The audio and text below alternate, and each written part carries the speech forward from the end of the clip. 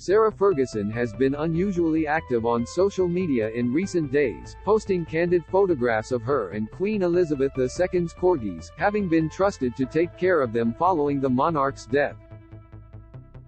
The images, published on Instagram to mark the Duchess of York's 63rd birthday on October 15, show her lying in the grass as she plays with the two dogs, Muick and Sandy. Earlier this month, she said it was a big honor to have taken on the late Queen's beloved pets, describing them as national treasures and revealing they had been taught well.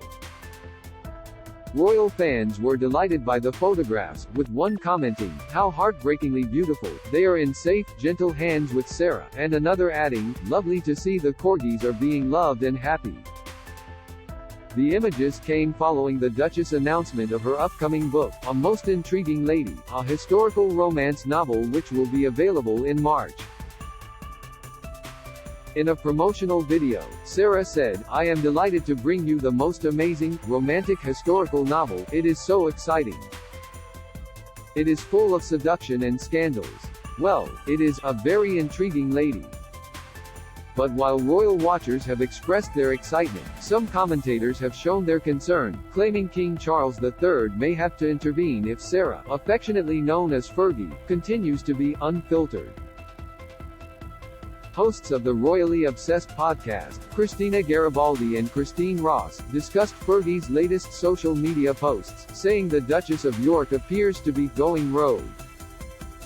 Read more. Meghan had time to reflect on the cut interview after snarky comments. King Charles III may have to rein Fergie in, according to commentators. Image, Getty Images. King Charles puts new royal family photos on display including Harry and Meghan. King Charles held an audience with Prime Minister Liz Truss in London on Wednesday, but eagle-eyed fans couldn't help but notice the choice of photos on display in the palace. A video shared of the meeting gave insight into some of the photographs chosen to be displayed by the king. Read more here. Ms. Garibaldi said, "We saw these pictures with the Queen's corgis and Fergie for her birthday over the weekend," with Ms. Ross adding, "She's kind of going rogue with social media. I do think it's like Fergie has kind of been let off a leash a little bit with the Queen not there anymore.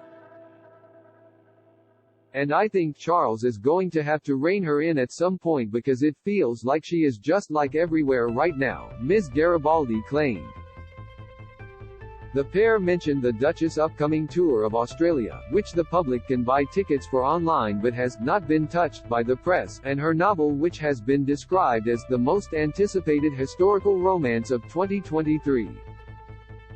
Ms. Garibaldi, "It's just a level of unrestrained that we haven't seen in a long time." However, Ms. Ross expressed some happiness over Sarah's posts, saying, "I love just Fergie unfiltered. She's being honest. I like her being herself."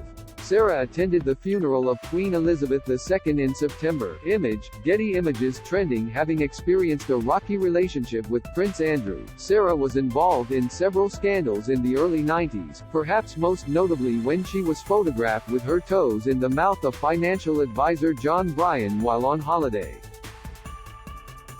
During a stay at Balmoral, Fergie had to walk into breakfast that morning while the family all looked at the pictures.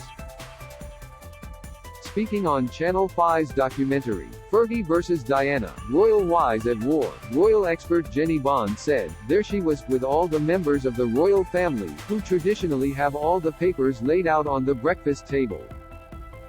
The scene when she went into the dining room was horrendous because there were her brothers-in-law turning over the pages and staring at the naked top half of her body." Don't miss. Meghan Markle admitted she has a food fixation. On podcast Insight, who is your favorite member of the royal family? Poll. Prince Harry obsessed with staying relevant over Prince George, revealed. The photos were plastered across the covers of British newspapers. Image, The Daily Mirror. It was excruciatingly embarrassing and she went to the Queen, and the Queen was livid. She was absolutely furious with Sarah. However, it is understood that Sarah and the Queen shared a friendship years after the toe-sucking scandal, and, following Her Majesty's death, the Duchess paid tribute to the monarch on Instagram, writing, "I am heartbroken by the passing of Her Majesty the Queen. She leaves behind an extraordinary legacy, the most fantastic example of duty and service and steadfastness, and a constant steadying presence as our head of state for more than 70 years. To me, she was the most incredible mother-in-law and friend. I will always be grateful to her for the generosity she showed me in remaining close to me even after my divorce. I will miss her more than words can express." Less is known about Fergie's bond with the new monarch, with some reports suggesting the pair once had a friendship and others indicating that their relationship is complicated. In the years since Sarah and Andrew split, the former couple have remained close, but Charles's relationship with the Duchess definitely changed. Sarah's relationship with the Queen is understood to have bettered. Image, Getty Images. Charles and Fergie's relationship is reportedly more complicated. Image, Getty Images. It's been said that when Prince Harry and Meghan Markle got married in May 2018, Fergie, who was invited to the church ceremony, was not invited to the evening reception on the King's request. An insider told Mail Online at the time, "She is not a member of the royal family anymore and Prince Charles simply doesn't have time for her. He just can't see why she is still such a big part of his brother's life."